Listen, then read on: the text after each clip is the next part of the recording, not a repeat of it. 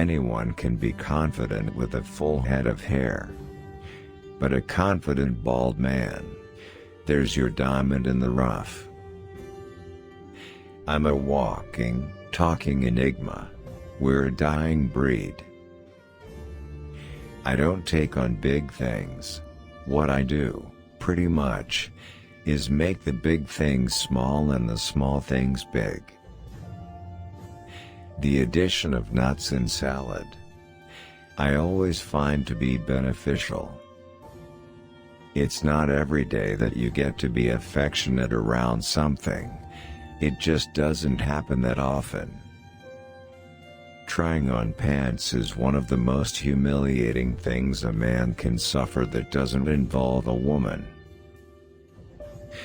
The lunch in a normal American restaurant is very problematic for me. I don't like to have hot food for lunch. If you tell the truth about how you're feeling, it becomes funny. There's also a certain rhythm to the way Jews talk that might be funny. I don't think anyone really is interested in reading about my emotional state. It's not even interesting to me. I think golf is literally an addiction. I'm surprised there's not Golf Anonymous. I wanted to make a living, but I really was not interested in money at all. I was interested in being a great comedian. At first, I didn't realize it was gonna be a character. I just thought I was gonna be doing me. My life has changed. I'm not walking around anymore wishing I wasn't me, which was the case at one time. I'm not a person who embraces challenges. I run from challenges. I break world records running from challenges. Every relationship is just so tenuous and precarious. Until I started doing stand-up, there were some very bleak days. I'm one of the idiots that negotiates after I write. Millions of people are married. I've never picked up a paper and seen a headline that says, "Man gets married." I had a wonderful childhood, which is tough because it's hard to adjust to a miserable adulthood. When you're not concerned with succeeding, you can work with complete freedom. I've been in therapy. I know enough about myself now to know that I really don't need to know anymore. Even back then, I exuded self-confidence, and that drives women crazy. Anything that's for free, people will take. They don't discriminate. I tend to stay with the panic. I embrace the panic. My defensiveness in life really helps me as a driver. The only change I can really see is that I don't have to shop for pants in stores anymore. I never thought for a second that anything I ever did was going to make someone cringe. That never occurred to me.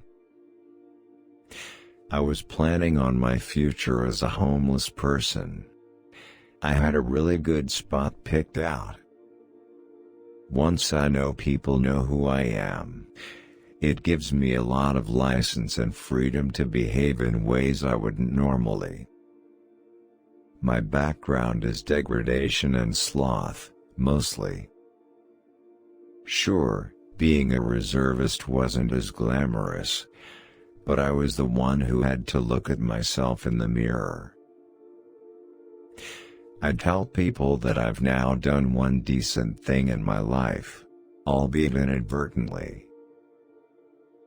I think that for the most part, when I started doing comedy, it had become very commercialized.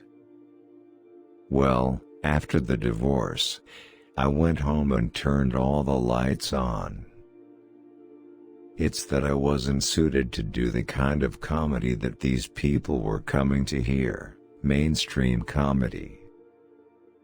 It began to dawn on me that perhaps my country needed me more at home than overseas. I learned the first night that IHOP's not the place to order fish. I have quite a house. People come over and I go, I know, I'm sorry. I don't like to be out of my comfort zone, which is about a half an inch wide. People don't yell nasty things at actors. They let them continue. I gave a funny speech at my wife's birthday party, and I'm thinking, hey, I've still got it. I don't like to say anything good. I feel like I'll jinx myself. Perhaps I have a wider range than I'd given myself credit for. No, I am a crier, and if people ever saw me privately they would be shocked at what a bowl of mush I am underneath it all. I'm surprised sometimes at how some of my actions are misinterpreted. And eventually, as I kept writing it, something emerged that was not quite me but a version of me. I just wanted laughs. That's really what I was after. Most of the time I'm thinking, I'm glad that scene was improvised. Well, as you know, I'm really only happy when I'm on stage. Hey, I may loathe myself, but it has nothing to do with the fact that I'm Jewish. Actually, I walk around with the Emmy wherever I go, but I'm very casual about it. If I was going on stage, of course I would talk about it. How could I not? I'm not interested in closure. Some people just have heart attacks and die, right? There's no closure.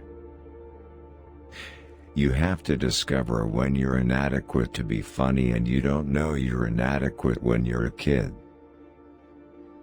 There's nothing that reflects me. I'm unreflectable. If I tried to flirt with a woman and she didn't know who I was, she would run away.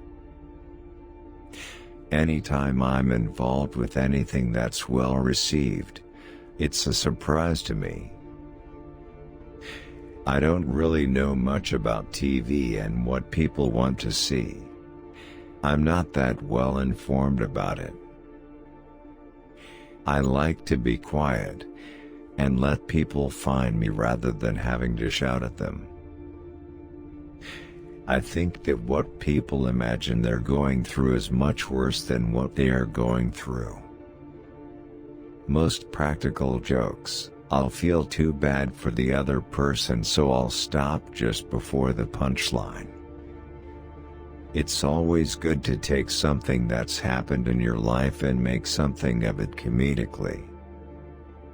Whenever something good happens to me, it's usually followed by something terrible.